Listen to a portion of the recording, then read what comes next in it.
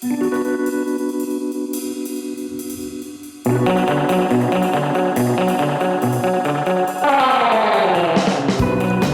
the All Things Strange podcast.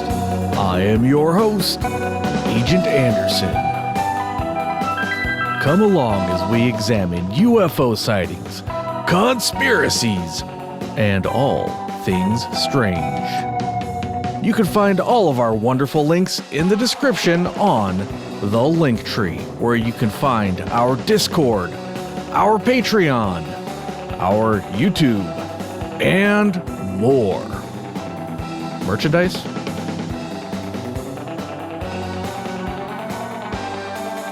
This week's episode, the Tujunga Pass Canyon UFOs.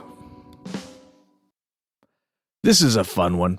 I wanted to do this since I did a previous one that mentioned some sightings in the area, so I put it on the list, and you, our Patreon subscribers, voted for it. That's right, we've got a Patreon with 3 wonderful tiers for you. The first tier will get you early access, after hours, and live shows right now. I don't know if that's going to change in the future. I might put live shows for everybody and completely mix everything up and change the structure of everything. Go crazy, go nuts, but we'll see. Right now, it's the live shows are only on the Patreon. The second tier will get you bonus episodes, and the third tier will get you the ability to vote on upcoming topics. And this was one of the choices this week. Every time we do an episode, you guys get to vote on it. Ooh, shaky camera there. That's no good. I need a more sturdy desk for this one. All right, the Tujunga Canyon UFOs. Tujunga. It's spelled, let me put my notes on the side here. It's spelled Tujunga. Kind of a strange sounding name there. It sounds like it's maybe, I don't know, Mexican or Spanish, because they used to live in the area in Southern California. I don't know about the history of the year of when that changed hands, but it did at some point, I'm pretty sure. From Spain or somebody. All right, anyways, let's not talk about world history. Let's get to the Tujunga Canyon UFOs. The Tujunga area is just north of Hollywood, California. And I've driven right through the area myself. Probably you have too if you've been in Southern California. The 210 freeway goes right through the area. And if you're not familiar, the 210 is one of the major thoroughfares in Southern California. In fact, if you go anytime during daylight hours and often at night, you will be jammed with traffic. It's a very busy corridor. This case is not to be confused with the Topanga Canyon UFOs, a completely different incident that I put on the list, and hopefully we get to it some point in the future. That is also a good case. All right, this may sound familiar because I've talked about this before on the case that involved the hitchhiker effect or contagion. The idea actually kind of came from one of the cases in this area. In 1953, Sarah Shaw and Jan Whitley were staying in a remote cabin. They woke up at 2 a.m. and noticed that everything was strangely silent. They saw a blue-white light outside moving around and casting shadows on the walls. Jan got out of bed and got her robe out of the closet. She felt cold and had a headache. I guess maybe they'd been drinking and her blanket fell off. I don't know. I'm sure it was nothing to do with the UFO. Neither witness remembered anything else, but they both felt confused. The next thing they remember, it was 4:20 in the morning. And that was their experience. Weird lights. One of the witnesses said maybe it was people on motorcycles with nefarious purposes, but they soon realized that the lights were not moving like you would expect from motorcycles. I guess if you wake up in the middle of the night and you're freaked out about something, oh my God, motorcycles, motorcycle gang or whatever. To be fair, this area at one point was infested with motorcycle gangs, but that wasn't until the 1990s. And they were in Tujunga proper, probably not as remote of an area as we're talking about here. If you look at a map of the area, there's cities and then there's areas outside of the city that's a lot more remote. I'm going to take my mouse off this table. Every time I touch it, it just jiggles the camera. This is horrible. I use it on my lap now. All right. Anyways, so Jan got out of bed. Oh, wait, I already said that. Under hypnosis later on, they both remembered more to the encounter. They remembered that beings had approached the house and came through a closed window in the kitchen door. And it didn't say in this excerpt that I found, it didn't really say how they came through. Did they float through? Did they just dematerialize and come through a solid wall? It wasn't clear. It just said they came through a closed window in the kitchen door. There were 8 shadowy beings altogether, and they entered the house and they put their hands on the women. When they touched the women, they felt like the aliens were controlling them. And one of the witnesses, that would be Sarah, felt calm and actually sort of felt like she was enjoying the experience, whereas Jan felt differently. She kind of freaked out and didn't like it one bit. The aliens themselves were slim with long, skinny arms, and one description said that their skin was dry and cold, but they were wearing coveralls and gloves, so I'm not sure how they could touch their skin. I don't know. That was a weird one. But their heads were oval shaped. They apparently had no hair and no features except for eyes on their face. Getting freaked out yet? I know I am. No, thank you, right? The eyes were narrow and long and seemed to move behind a membrane. Again, no thank you. They wore black, skin-tight coveralls and had something similar to a ski mask on their faces. The clothes looked like they were sprayed on. Now, that was a strange detail that I saw, that I was trying to picture that. The clothes looked sprayed on. And to me, that suggests that the clothing, it still looked like they were wearing some sort of clothing, but it was so thin and clung so tightly to their skin that it was, it looked like you could see their skin through it, I guess. I don't know. That's a strange detail. I'm not really sure what to make of it, but I don't know if their clothes looked like they were sprayed on. Maybe it wasn't their clothes at all. Who knows? The creatures were about 5 feet tall, and some had heads that were wider on the bottom rather than on top. Jan got the idea that these were female, but she didn't have any other reason to believe that. That was just sort of her intuition. The beings seemed to debate something while they were in the house, and Jan thought that they were debating whether or not to experiment on them in the cabin or take them to their craft. Well, of course, they decided to take them to their craft. Who wants to be experimented on inside of a lonely cabin, in the middle of nowhere? So they took them back to the ship, or the UFO, which was hovering a little ways down the road. It was Saturn-shaped, or round, spherical shaped with a rim around it that looked sort of like the planet Saturn.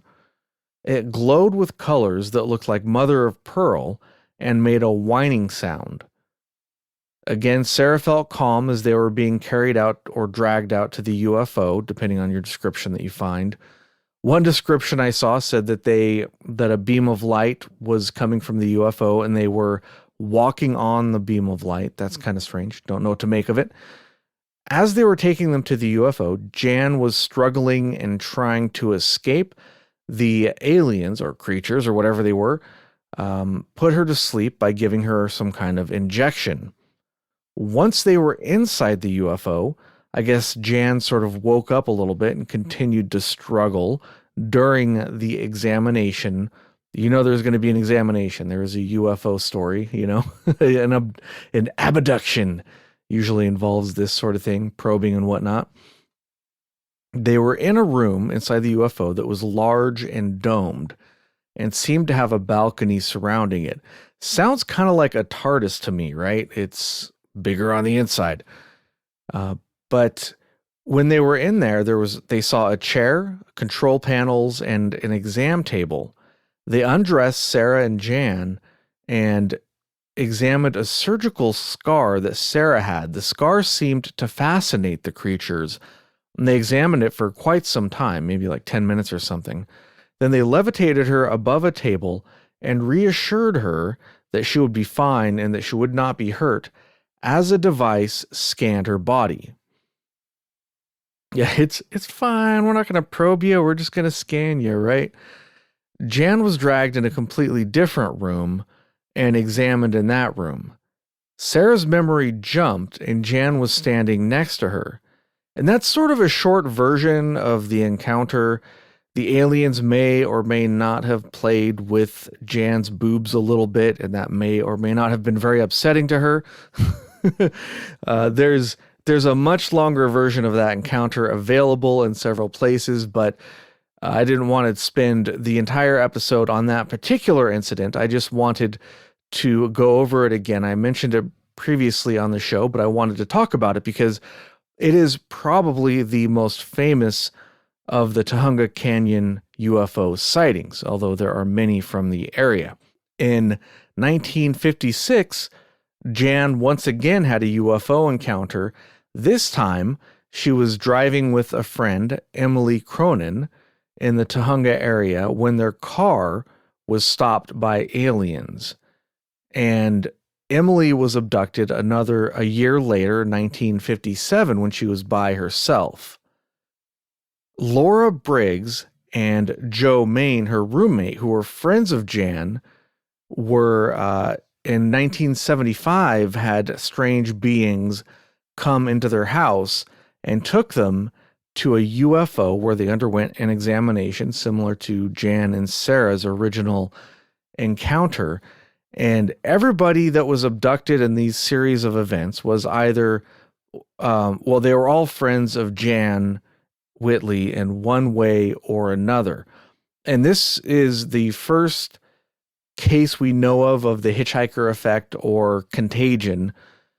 And I mentioned these. I won't go into the cases in detail. I just wanted to sort of mention and throw them out there before I talked about a few more cases from the Tujunga area. But there is a book about these cases called The Tujunga Canyon Contacts by Ann Druffel and D. Scott Rogo. And this is supposedly the second book ever written about alien abduction. Also, the authors actually coined the term contagion, aka the hitchhiker effect. So this is the 6 cases that started it all off, or at least they're the most famous of the Tujunga Canyon area by far, although they were not the only ones. And let's get to some of the other ones. So I found some cases, a bunch of cases from the area. Not as many as I thought I would find for a supposed UFO hotspot, but I did find a decent number of cases in the area. And if you expand your search just a little bit farther outside of the Tujunga Canyon area, it's right there nestled in northern Los Angeles. And if you expand your search just a little bit wider, you find a significant number of UFO cases in that area. We've talked about at least one of them, the Battle of Los Angeles, which is a really interesting case. I think we had Braden from ATT on when we discussed that, but that was a really fascinating case that was sort of in the area. And there's a whole bunch more that I want to talk about. There's Catalina Island that's sort of near there off the coast that has a UFO hotspot that I'm sure I'll get to eventually. It's on the list, as you might expect. So yeah, there's a lot going on in Southern California, particularly the Los Angeles area. I did pull up a map of UFO sightings. Just Google UFO sighting map. It's pretty interesting. And one thing I noticed about that map is that most of the sightings, like if you zoom out to a continent, you'll see that the sightings tend to correlate with where the population centers are. And that kind of makes sense because where there are more people, there will be more sightings because they're just simply more people to see things. So that seems pretty intuitive. Was not too surprising about, as far as that goes. But it was fun to see where all the hot spots are and some areas do have a disproportionate number of UFO sightings, and that's where the fun ones are. All right, so let's get to the Tujunga Canyon. October 9th, 1967. 3 people saw a UFO in Tujunga Canyon and drove towards it. As they approached, their car broke down. One witness stayed behind and tried to fix the car. The other 2 witnesses went on foot towards the UFO. As they approached, they saw a hovering object and felt an electric sensation. They saw a ball of fire appear nearby. At this point, their memories became disjointed, and they don't really remember anything after that. But the next day, they were found by sheriff's deputies wandering around in a confused state. So there are some differences, but there are also some similarities, notably the missing time and the sense of confusion, which is not something that I personally would be looking forward to. Just can you imagine, you wake up or you just come to and you're wandering around and you don't know where you've been or what's happened to you. It's just scary stuff, man. And just the descriptions of those UFOs previously they were wearing, black coveralls, and I think, did I forget to mention, they were wearing what appeared to be a ski mask covering their face. They had no facial features, just these totally black creatures with slanty eyes. No, no thank you. Creeps me out, dude. All right, next one I have here for you, September 3rd, 1975. The Tujunga community, this took place in the Tujunga community, where there are houses built into the side of mountains.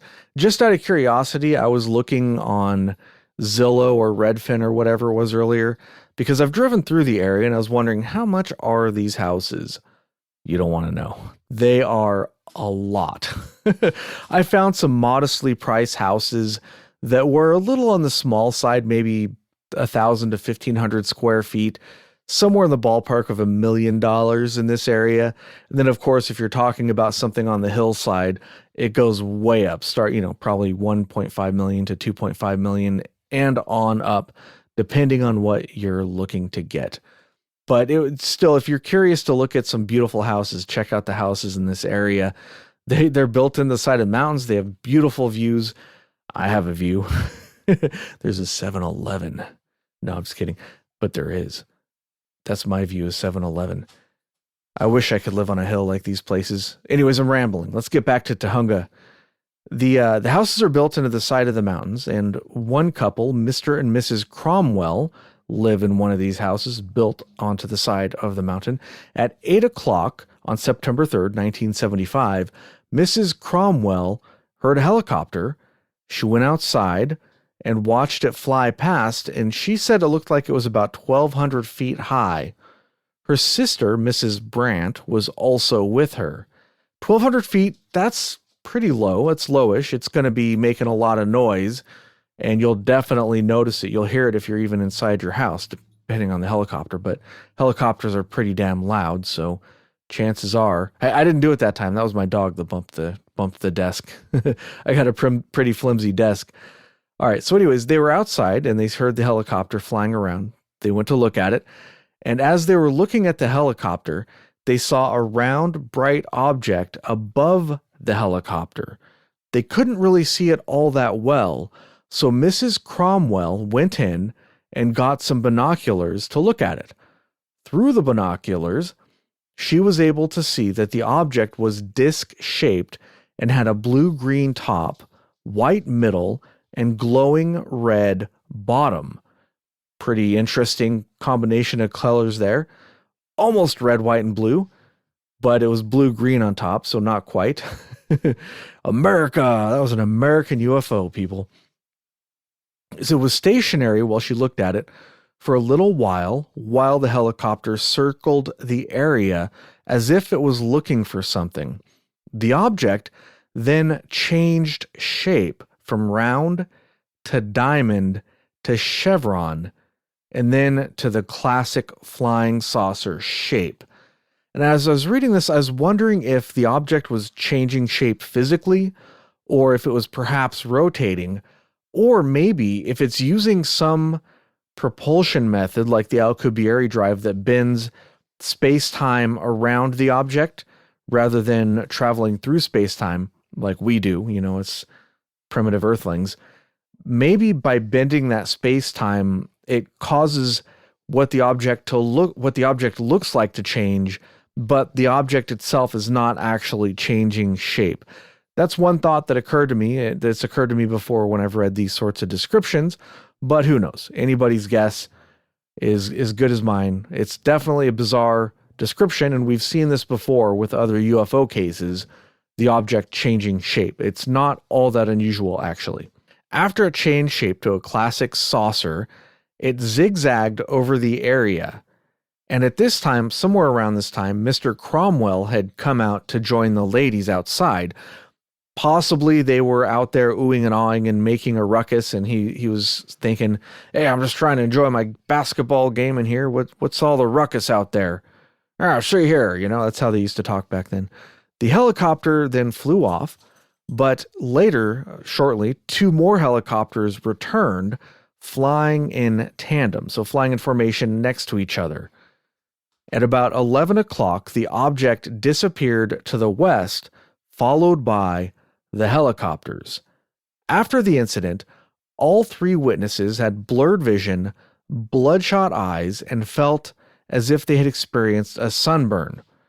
That's kind of alarming, considering that the UFO wasn't super close to them. I think they said the UFO seemed like it was about 1,000 feet above the helicopters, and if it was causing some sort of physiological effect, it's kind of scary, kind of creepy, guys. I don't know. I don't know what to make of it. I don't like it one bit. Get those UFOs out of here if they're causing radiation damage. There was a very similar case in Enfield, Connecticut on March 4th, 1975. I didn't take detailed notes on this one because, it wasn't in the Tujunga Pass, but it was very, very similar. It had similar colored lights and the object moved in a similar way. So maybe I'll talk about that at some point in the future. I don't know. Probably not. There's so many UFO cases, you can't get to all of them. But I found that interesting that there was a case that was nearly identical in Connecticut, that far away. You have an independent witness on on March 4th, 1975. So it's not, on the exact day, but it is the same year. So September 3rd, the one in Tujunga was a few months after the one in Connecticut. So that's pretty interesting. I don't know what to make of it. But there are similarities there. All right, now I have a couple more cases that I found here. From these I got from NewFork, which is an online database and reporting center for UFO sightings. This one happened on 8/10/1951. So this is the earliest one I was able to find. That happened a long time ago. That was, just at the beginning of the so-called modern UFO era, starting with Kenneth Arnold in 1947. Although some people say it started with the Foo Fighters. It just depends on who you're asking.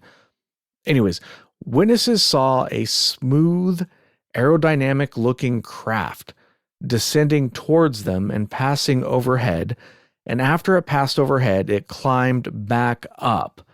It was about 100 feet in diameter and appeared to hug the terrain at an altitude of 1,000 feet as it traveled along. It was going really fast. The witnesses estimated it was 700 miles an hour. But if you're seeing something on the ground and you're not really sure something in the air, you have no frame of reference. You don't know how big it is. You don't know how far away it is. It's all just an estimate. But 700 feet is about the speed of sound, give or take. So whatever it was going extremely fast. Who knows? Maybe it was 700, maybe it was more, maybe it was less. It could have been, if it was low flying, it could have been 200 miles an hour, and it would have still seemed like it was going extremely fast, and you might think 700. If it's higher up, very, very high up. It could be going much faster. It just depends on how far away it is. When the object was seen from the front, it had an oval bubble shape on top and bottom, like it was symmetrical, with an outer ring section. Almost, you could describe it kind of like the UFO that they saw in the early, Tujunga Pass abductions that Jan saw. Kind of looked like Saturn, right? I mean, that's another way of describing it, possibly, which I find very interesting that you have another independent report here that sounds an awful lot like the other one. When seen from the bottom, the ring section appeared to be rotating at a high speed with no visible gap, but with a definite line of separation. I thought that was really interesting. I have seen other reports, other cases where there was a spinning disc on the outside of the object. I didn't see anything like that in Jan and Sarah's encounter or any of the other Tujunga encounters with the original cluster of 6 with the contagion incident. But it's still right there in line with what Jan saw, and it could be a similar object. We don't know for sure. The object was surrounded by a bright, continuous blue electrical arc that didn't touch the craft, and this gave off a stream of orange and white sparks. That's a fairly unique description. I can't think of a whole lot of cases that had like this blue arc. They called it an arc, but I'm thinking in my head, I'm picturing that as like this bright blue halo surrounding the craft that doesn't actually touch the craft. Sparks, I've heard of sparks before. That's not completely unusual, but this halo is really interesting. I can't think of another case where I remember hearing that. Although, of course, I have read about many, many cases with a glow of some kind that emanated from the craft. But this one, the fact that it didn't touch the craft is sort of a new way of describing it. I don't remember hearing that before. The witness for this particular case worked in aircraft assembly in Burbank, and when he went to work and told his coworkers what he had seen, I've got a fly on my eyebrow there or something. He went to work and told his coworkers about the incident, and of course, they laughed at him and ridiculed him endlessly, well, probably for at least a couple of weeks. And after that, he didn't really tell anybody or want to talk about it anymore. The sighting, he said, lasted a total of about 4 seconds or so. So it was really quick. He saw it, flew overhead, and then it was gone. 1, 1,000, 2, 1,000, 3, 1,000, 4, 1,000, gone. So that's pretty fast. And that's a really interesting description. One of the better cases, at least I really like this description because he's describing something that doesn't sound terrestrial, especially not in 1951. It's hard to believe that that was something that we could have made. And those are my favorite kind of cases, historic cases from back in the day when we did not have advanced technology. So it probably was not something that we built. Well, I guess technically our technology was advanced back then, for depending on how, it's all relative. But those are my favorite cases, the ones where we didn't have drones, we didn't have advanced aircraft like we do now. These days, if you see something weird flying around, could be a drone, could be something top secret. Who the heck knows what kind of top secret spy planes or objects that the government's developed? I believe that we probably have invisible ships, that we probably have, invisible airplanes, that we probably have technologies that you can't imagine. I remember, when I was younger, back in the day, they would sort of advertise our weapons of war and sort of leak what we had, maybe to freak out the enemy, maybe to freak out Russia, to try to get them to build more stuff.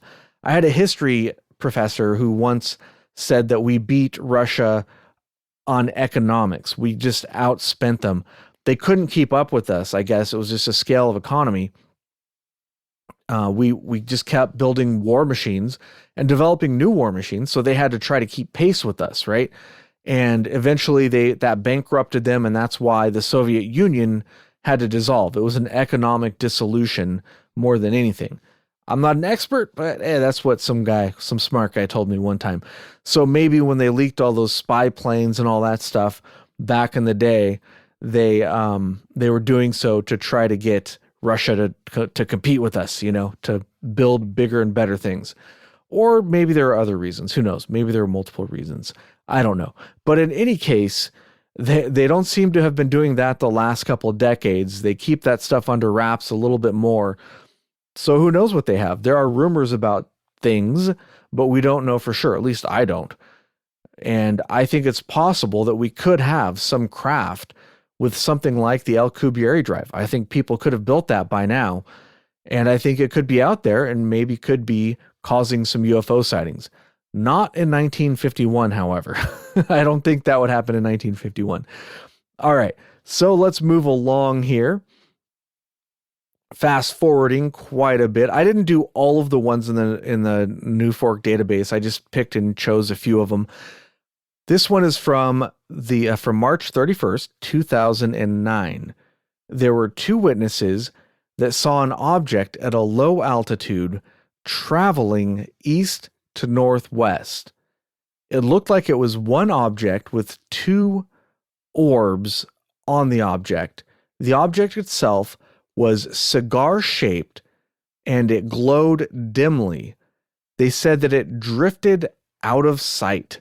This one was not super specific, but it suggests the object was low altitude, silent, hovering around, and gliding, or they said it was like floating. So it was just going by real slow and silently, maybe, or they weren't really, they use words like drifted, so they weren't real specific about speeds, but now I'm imagining that the object is not going super fast. It's just kind of going, at a leisurely pace. Cigar shape, could it have been a blimp?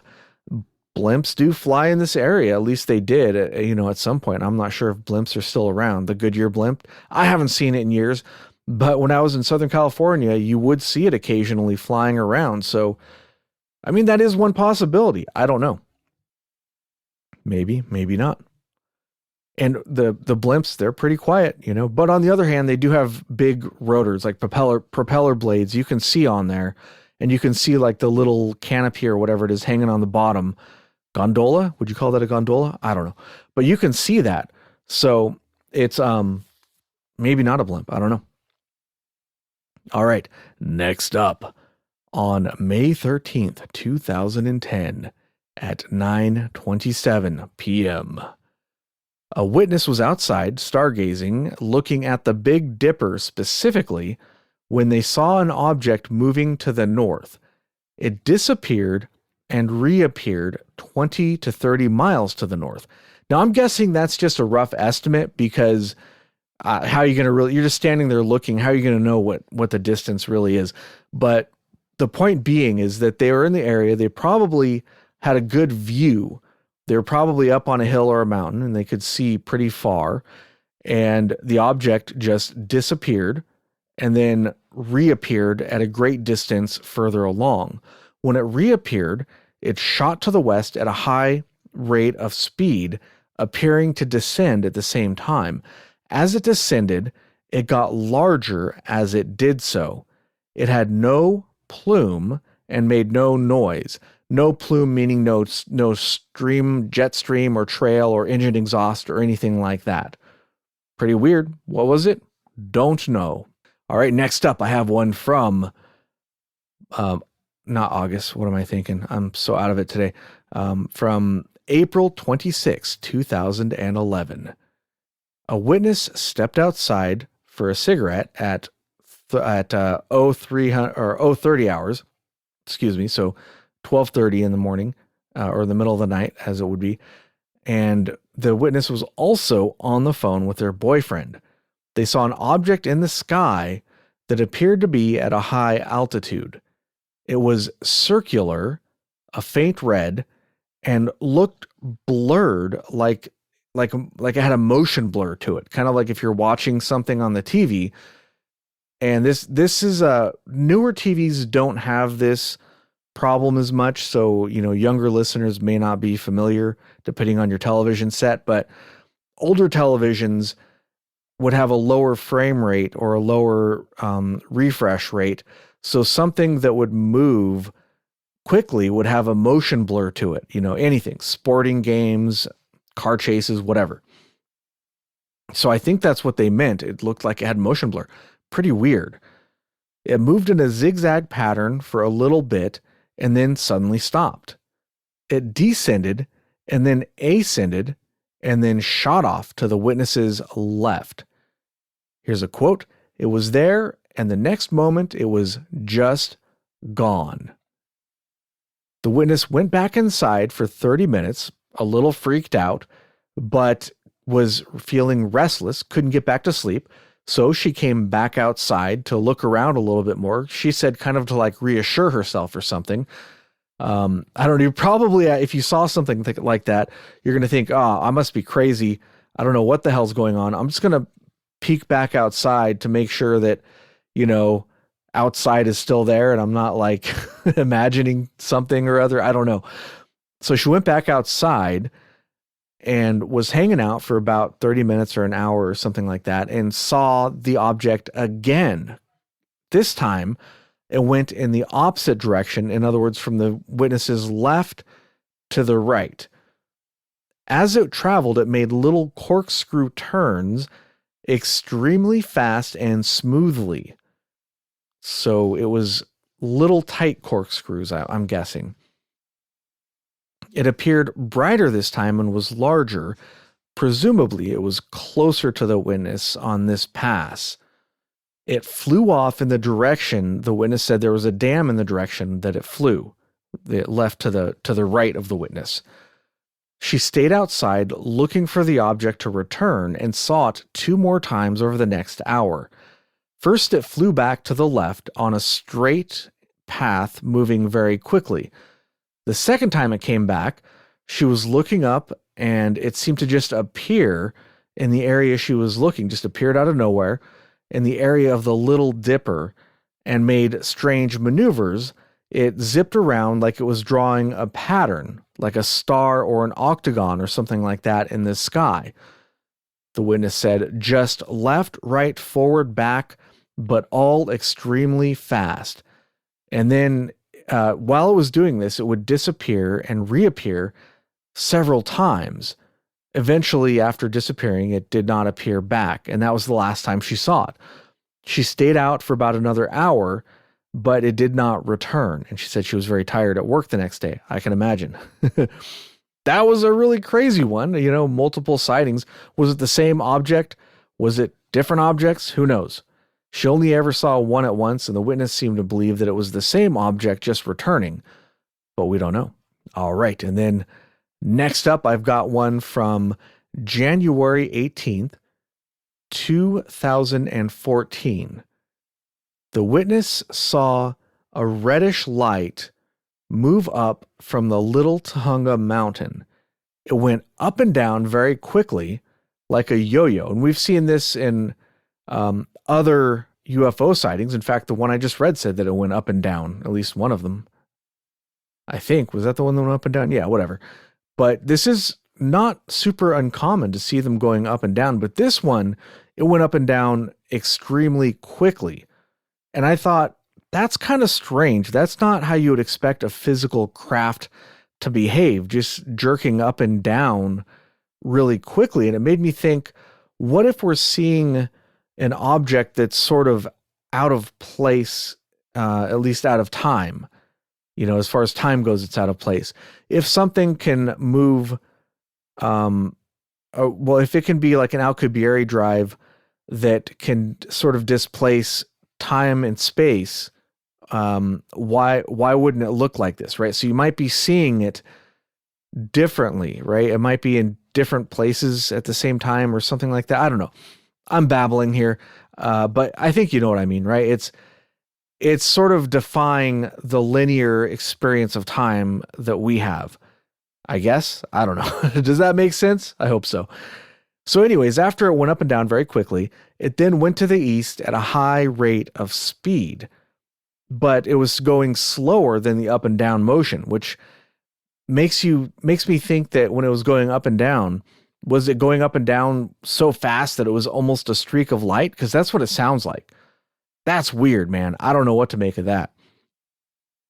And that's that one. That's that sighting. All right. And the next one is on August 1st, 2014.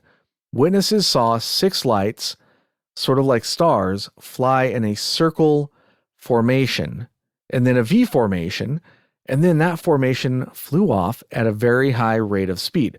They don't estimate the speed. They just say it was very quickly. So I'm just imagining something that's just there and then boom, it streaks off and it's gone. And that's that one. Really short sighting. The next one happened June 22nd, 2017.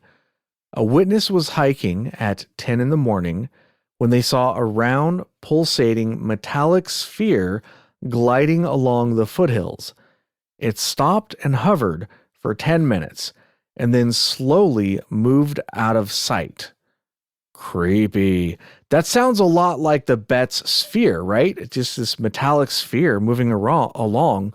I wonder if this is an object similar to the Bet's sphere, only, not malfunctioning and broken. Pretty interesting. That's all there was to this one.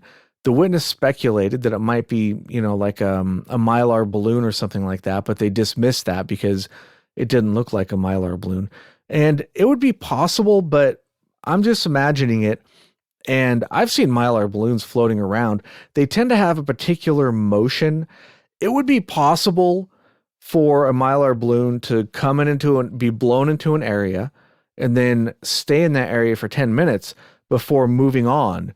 But balloons, I'm sure you've all seen them floating around. They're never perfectly still. Even when it's in an area, it's going to be moving around a little bit, right? There's always like a little bit of a breeze outside. It's never perfectly still. So I find it hard to believe that a Mylar balloon could create such a sight as this, but anything's possible, I suppose. Why not? All right. And the last one I've got for you here for today for the Tujunga Pass from August 9th, 2019 at 2 a.m. A witness saw a red color out of their peripheral vision. They opened their window and looked around, and they saw a giant spheric circle-looking thing pulsing a red color. That's a quote. That's how they described it. It was pulsing a red color and blue colors. We've had a couple of them already with the red and blue colors. Sounds kind of familiar.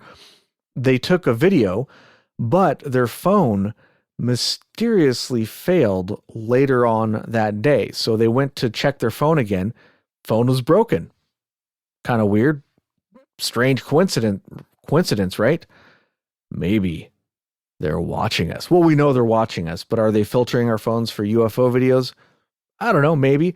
Let's say this thing was some sort of experimental craft that wasn't supposed to be there. It went off course, or its invisibility field broke down or whatever. And you videotape it with your phone, and that sends out like a little flag to the NSA. Somebody reviews it and they're like, okay, nuke the phone.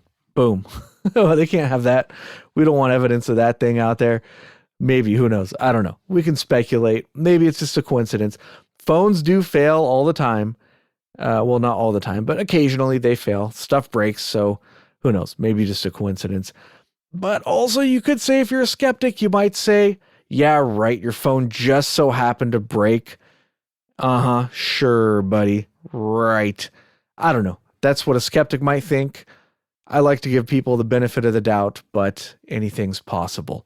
All right, well, those are the UFO sightings I had for today for the Tujunga Pass, or Tujunga Canyon area. I tried to get a copy of UFO Cat. Let's see here if I have it yet. UFO Cat 2023. It cost $10. I paid for it earlier today from NICAP or whatever, and they haven't sent it to me yet. I don't see it. Yep, checking my email again, and it's still not here, unfortunately. Because I mentioned it on the recent bonus episode I think the Rockefeller briefing document talks about UFO cat, and they have over 300,000 entries. It's just a database. They're not super detailed from what I understand. It's more like a database, like a listing of sightings. But 300,000 entries, I was curious to see what I could find in there for the Tujunga Pass, but unfortunately, I was not emailed that document in time for this episode. Maybe if I get it soon, I can do a search and do like a little bonus episode on what was in there, or maybe a supplementary episode to this. I don't know. Who knows? But all right, well, that's all I've got for you this week. Unfortunately, it's a little short this time. None of the other agents were able to join me, so you get a bigger view of my webcam. You can see my little alien up there next to my speaker, and I think that's a Darth Vader. You know, my sound panel, my printer. I hate that damn fucking printer. I hate that damn thing. So, you know, if it was more of us, you would just get like this. So you get a view of my living room. Exciting stuff, right? But anyways, that's all we got for you this time. Thank you guys so much for listening. And if you enjoyed this show, you can really help us out by giving us a good review wherever you listen to podcasts and suggesting the show to your friend. And now that we're on a video format, sorry guys, I'm behind. If you're listening to this, we do have video formats on YouTube and possibly other outlets once I get around to it. And if you're watching this on YouTube, we also have an audio only version. So if you're watching this on YouTube, give us a thumbs up. It really, really helps out with the algorithms to get our stuff discovered. And there's also the notifications that helps as well if you want those to happen. You may not, I don't know. But anyways, if you do all that stuff, it really helps out the show and we appreciate it. Until next time, keep it strange.